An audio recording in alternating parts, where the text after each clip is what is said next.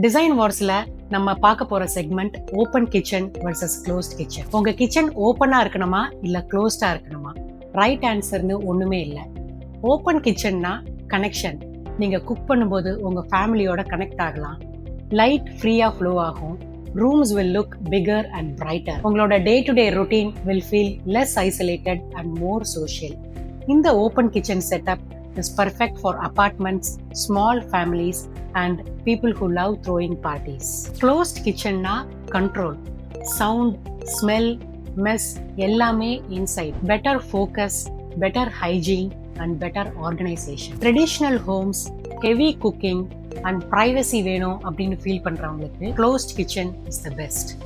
Open kitchen brings people together and closed kitchen keeps things together. Design decision na ஒரு trend இல்லைங்க, உங்க life style தான்.